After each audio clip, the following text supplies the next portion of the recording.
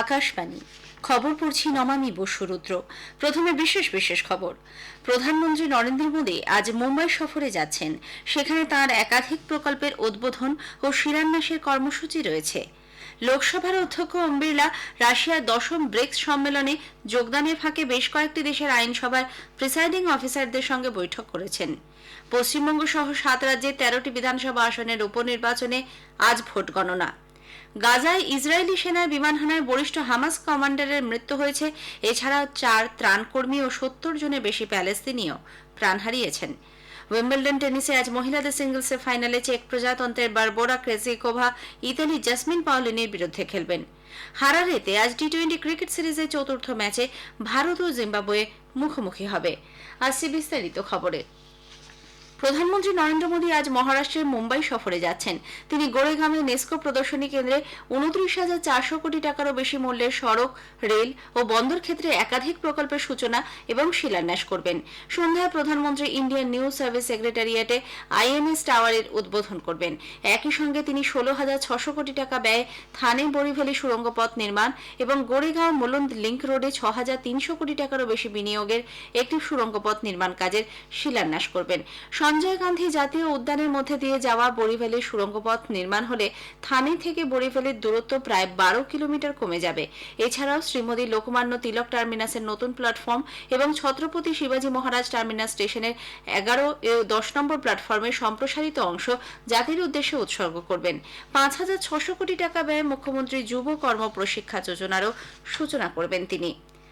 প্রধানমন্ত্রী অর্থনীতি এবং সামাজিক উন্নয়নের চালিকা শক্তি হিসেবে বিমস্টেকের ভূমিকার গুরুত্বের উপর জোর দিয়েছেন। ভারত শান্তিপূর্ণ, সমৃদ্ধ, নমনীয় এবং সুরক্ষিত বিমস্টেক অঞ্চল নির্মাণে দায়বদ্ধ বলেও শ্রী মোদী উল্লেখ করেন। বিমস্টেক গোষ্ঠীভুক্ত দেশগুলির বিদেশমন্ত্রীরা গতকাল নতুন দিল্লিতে প্রধানমন্ত্রীর সঙ্গে সাক্ষাৎ করেন।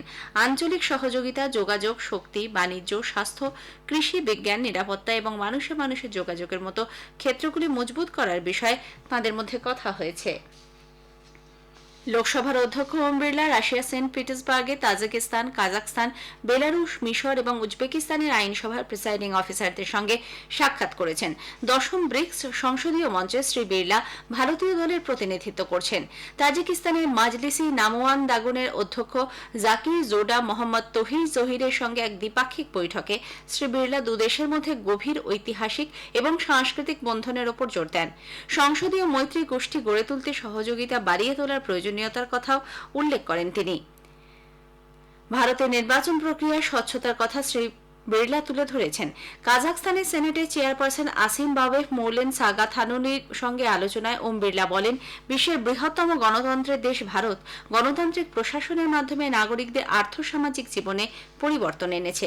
বেলারুশের জাতীয় সংসদের হাউস অব রিপ্রেজেন্টেটিভের চেয়ারম্যান ইগোর সেঙ্গেইকোরের সঙ্গে এক বৈঠকে শ্রী বিড়লা জানান, আন্তর্জাতিক বিভিন্ন পরিস্থিতিতে ভারতের সঙ্গে সে দেশের সম্পর্ক পারস্পরিক বোঝাপড়ার মধ্যে দিয়ে অটুট রয়েছে। ভারত ও কাতারের মধ্যে দ্বিপাক্ষিক বাণিজ্যে যাবতীয় সমস্যা সমাধানে দুপক্ষই বদ্ধপরিকর। চলতি মাসের 10 তারিখে কাতারের দোহাতে দুদেশের যৌথ কার্যকরী গ্রুপের বৈঠকে ভারতের প্রতিনিধিত্ব করেন কেন্দ্রীয় বাণিজ্য মন্ত্রক এবং অন্যান্য মন্ত্রকের প্রতিনিধিরা। বৈঠকে খাদ্য নিরাপত্তা এবং সহযোগিতা বিষয়ে সমঝোতা স্মারকপত্র মৌয়ের বিভিন্ন দিক নিয়ে পর্যালোচনা করা হয়। উভয় পক্ষই রত্ন ও গহনা, আঞ্চলিক মুদ্রার মাধ্যমে বাণিজ্য, ফার্মাসিউটিক্যালস, খাদ্য প্রক্রিয়াকরণ, অতি ক্ষুদ্র, ক্ষুদ্র ও মাঝারি শিল্প ক্ষেত্রে সহযোগিতা ইত্যাদি বিষয়ে গুরুত্ব দিয়েছে। কেন্দ্রীয় সরকার প্রতি বছর 25শে জুন দিনটিকে সংবিধান হত্যা দিবস পালনের সিদ্ধান্ত নিয়েছে। 1975 সালে ওই দিনই প্রাক্তন প্রধানমন্ত্রী ইন্দিরা গান্ধী দেশ জুড়ে জরুরি অবস্থা জারি করেছিলেন। এক সোশ্যাল মিডিয়া পোস্টে কেন্দ্রীয় স্বরাষ্ট্রমন্ত্রী অমিত শাহ গতকাল বলেন, অত্যাচারী শাসকের হাত থেকে গণতন্ত্রের পুনরুদ্ধারে কোটি কোটি মানুষের লড়াইকে স্বীকৃতি দিতেই এই দিনটি পালন করবে কেন্দ্র। শ্রী শাহ জানান, সে সময় লক্ষ লক্ষ মানুষকে কোনো দোষ ছাড়াই কারাগারের অন্ধকারে ছুঁড়ে ফেলা হয়েছিল এবং রুদ্ধ করা হয়েছিল সংবাদ মাধ্যমের কণ্ঠস্বরকে। প্রধানমন্ত্রী নরেন্দ্র মোদী বলেছেন, সংবিধান হত্যা দিবস দেশের সংবিধানকে ধ্বংস করার প্রচেষ্টার কথা স্মরণ করিয়ে দেবে। এক সোশ্যাল মিডিয়া পোস্টে তিনি লেখেন, কংগ্রেসের তৈরি করা ইতিহাসের অন্ধকারময় দিনগুলিতে যারা অত্যাচারের শিকার হয়েছিলেন, সংবিধান হত্যা দিবস তাদের প্রতি শ্রদ্ধার্ঘ্য। পশ্চিমবঙ্গ সহ 7 রাজ্যের 13টি বিধানসভা আসনের উপনির্বাচনে আজ ভোট গণনা। পশ্চিমবঙ্গের রায়গঞ্জ, রানাঘাট দক্ষিণ, বাগদা এবং মানিকতলা এই 4টি আসন ছাড়াও হিমাচল প্রদেশের দেহরা, হামিরপুর ও নালাগড়, উত্তরাখণ্ডের বদ্রীনাথ ও মঙ্গলাউর, বিহারের রূপাওলি, মধ্যপ্রদেশের অমরওয়াড়া, তামিলনাড়ুর বিক্রাবন্দি এবং পাঞ্জাবের জলন্ধর পশ্চিম আসনে গণনা শুরু হবে সকাল 8টায়। পশ্চিমবঙ্গে উত্তর দিনাজপুরের রায়গঞ্জ, নদিয়ার রানাঘাট দক্ষিণ, উত্তর 24 পরগনার বাগদা এবং কলকাতার মানিকতলা এই 4টি আসনে মোট 35 জন প্রার্থীর রাজনৈতিক ভাগ্য আজ নির্ধারিত হবে। গণনা কেন্দ্রের বাইরে ত্রিস্তরীয় নিরাপত্তা ব্যবস্থা করা হয়েছে। এছাড়াও রাজ্য পুলিশের পাশাপাশি মোতায়েন থাকছে এক কোম্পানি কেন্দ্রীয় বাহিনী। এই খবর আপনারা শুনছেন আকাশবাণী থেকে। গাজায় ইসরায়েলি সেনার বিমান হানায় গত 7ই অক্টোবর সেদেশে নারকীয় হামলার মূল চক্রে বরিষ্ঠ হামাস কমান্ডারের মৃত্যু হয়েছে। ইসরায়েলি প্রতিরক্ষা বাহিনী আইডিএফ জানিয়েছে আইমান সোয়াদেহ নামে ওই ব্যক্তি হামাসের শিজাইয়া ব্যাটালিয়নের ডেপুটি কমান্ডার। এদিকে ইসরায়েলের সাম্প্রতিক বিমান হানায় খান ইউনিস শহরে বিভিন্ন ত্রাণ সংগঠনের 4 কর্মীর মৃত্যু হয়েছে। এরা সকলেই ব্রিটিশ চ্যারিটি অনুমোদনপ্রাপ্ত সংস্থায় কর্মরত ছিলেন। অন্যদিকে গতকাল গাজা শহরে এক হিংসাত্মক ঘটনায় 70 জনের বেশি প্যালেস্তিনীয় প্রাণ হারান। হামাসরা একে ইসরায়েলি কর্তৃপক্ষের পরিকল্পিত হামলা বলে উল্লেখ করেছে। হামাস সরকারের ডিরেক্টর জেনারেল ইসমাইল আল থাওয়াব তার অভিযোগ, আইডিএফ হাজার হাজার প্যালেস্তিনীয়কে পূর্ব গাজা শহর থেকে দেশের পশ্চিম এবং দক্ষিণাংশে সরে যাওয়ার নির্দেশ দেয়। তারা সেখানে পৌঁছতেই নির্বিচারে গুলিবর্ষণ শুরু করে বলে দাবি। তাল আল হাওয়া শহর থেকে 70টি দেহ উদ্ধার হয়েছে। এখনো পর্যন্ত প্রায় 50 জন নিখোঁজ বলে তিনি জানিয়েছেন। রাষ্ট্রসংঘের মুখপাত্র স্টিফেন দুজারেক এই ঘটনাকে অত্যন্ত দুঃখজনক বলে উল্লেখ করেন। তিনি বলেন, সংঘর্ষ চলাকালীন কোনো মতেই জনগণকে চিকিৎসা, খাদ্য বা আশ্রয় পৌঁছে দেওয়া সম্ভব নয়। এমনকি দেহগুলি মর্যাদার সঙ্গে সৎকার করাও সম্ভব হচ্ছে না। উল্লেখ্য, দক্ষিণ গাজা ভূখণ্ডে আইডিএফ তাদের অভিযান চালিয়ে যাবে বলে আরও একবার জানিয়েছে। টিউনিশিয়ার নৌবাহিনী দেশের পূর্ব মধ্য উপকূলে ডুবন্ত নৌকা থেকে 47 জন শরণার্থীকে উদ্ধার করেছে। এক বিবৃতিতে সেদেশের জাতীয় সুরক্ষা বাহিনী জানিয়েছে, সমুদ্রে ভাসমান বেশ কয়েকটি নৌকায় জল ঢোকার খবর পেয়ে উদ্ধার অভিযান চালানো হয়। উদ্ধার হওয়া শরণার্থীদের কাছে কোনো বৈধ কাগজপত্র ছিল না। এদের মধ্যে একজন গর্ভবতী মহিলা এবং এক শিশুও রয়েছে। এদের প্রত্যেককে প্রয়োজনীয় সহায়তা দিয়ে চিকিৎসা, রেজিস্ট্রেশন এবং অন্যান্য আইনি প্রক্রিয়ার জন্য নিকটবর্তী বন্দরে পাঠিয়ে দেওয়া হয়েছে। নেপালের সংসদের নিম্নকক্ষে আস্থা ভোটে পরাজিত হয়েছেন প্রধানমন্ত্রী পুষ্পকমল দাহাল প্রচণ্ড। তার সরকারের সবচেয়ে বড় শরিক দল communist party of Nepal unified Marxist Leninist সমর্থন প্রত্যাহার করায় প্রচণ্ড সরকারের পতন হল।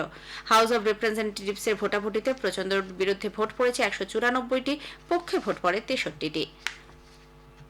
দেশের শিল্প উৎপাদনের বিকাশ হার আইআইপি চলতি বছরের মে মাসে বৃদ্ধি পেয়ে 5.9% দাঁড়িয়েছে।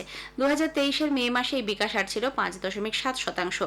পরিসংখ্যান ও কর্মসূচি রূপায়ণ মন্ত্রক জানিয়েছে, এই সময় খনিজ ক্ষেত্রে বিকাশ হার 6.6, উৎপাদন ক্ষেত্রে 4.6 এবং বিদ্যুৎ ক্ষেত্রে 13.7% বৃদ্ধি পেয়েছে। উপভোক্তা পণ্যে মূল্যবৃদ্ধির হার জুন মাসে 5.08% দাঁড়িয়েছে। মূলত শাকসবজি এবং ডাল শস্যের দাম ঊর্ধ্বমুখী থাকায় এই বৃদ্ধি বলে মনে করা হচ্ছে। আইআইটি দিল্লি ও প্রসার ভারতের উদ্যোগে দিল্লির ত্যাগরা স্টেডিয়ামে আজ শুরু হচ্ছে দুদিনের রোবট কম্পিটিশন ডিডি রোবোকন ইন্ডিয়া 2024। দেশে 45টিরও বেশি কলেজ, বিশ্ববিদ্যালয়, 750-র মতো ছাত্রছাত্রী এই প্রতিযোগিতায় যোগ দেবেন। ডিডি রোবোকনের বিজয়ী দল আন্তর্জাতিক এশীয় প্রশান্ত মহাসাগরীয় ব্রডকাস্টিং ইউনিয়ন রোবোকন 2024-এ ভারতের প্রতিনিধিত্ব করবেন। উইম্বলডন টেনিস প্রতিযোগিতায় পুরুষদের সিঙ্গলসের ফাইনালে 7বারের চ্যাম্পিয়ন নোভাক জোকোভিচ গতবারের বিজয়ী কার্লোস আলকারাজের মুখোমুখি হবেন। ফাইনাল আগামীকাল। পুরুষদের ডাবলসের ফাইনালে ব্রিটেন ও ফিনল্যান্ডের জুটি হেনরি প্যাটেন ও হ্যাডলি হেলিও আজ পঞ্চদশ বাছাই অস্ট্রেলীয় জুটি ম্যাক্স পার্সেল ও জর্ডান থমসনের মুখোমুখি হবেন। মিক্সড ডাবলসের সপ্তম বাছাই পোলিশ তাইওয়ান জুটি জ্যাং জিয়েনেস্কি ও সেই সু ওয়েই মেক্সিকোর জুটি সান্তিয়াগো গঞ্জালেস ও ইউলিয়ানা ওলমোসের বিরুদ্ধে খেলবেন আগামীকাল। এদিকে মহিলাদের সিঙ্গলসের ফাইনালে চেক প্রজাতন্ত্রের বারবোরা ক্রেজিকোভা ইতালির জাসমিন পাওলিনির মুখোমুখি হবেন। যে খেলোয়াড়ই জিতবেন তিনি প্রথমবার উইম্বলডন চ্যাম্পিয়ন হবেন। মহিলাদের ডাবলসে আজ রাতে দ্বিতীয় বাছাই কানাডার গ্যাব্রিয়েলা ডাব্রোস্কি এবং নিউজিল্যান্ডের এরিন লুথলিফ, চতুর্থ বাছাই চেক প্রজাতন্ত্রের ক্যাটরিনা সিনিয়াকোভা ও আমেরিকার টেইলর টাউনসেন্ডের বিরুদ্ধে খেলবেন।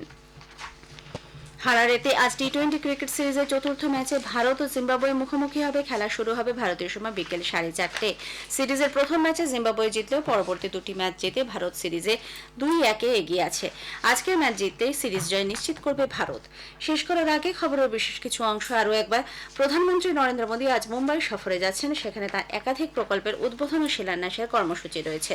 পশ্চিমবঙ্গ সহ 7 রাজ্যের 13টি বিধানসভা আসনের উপনির্বাচনে আজ ভোট গণনা।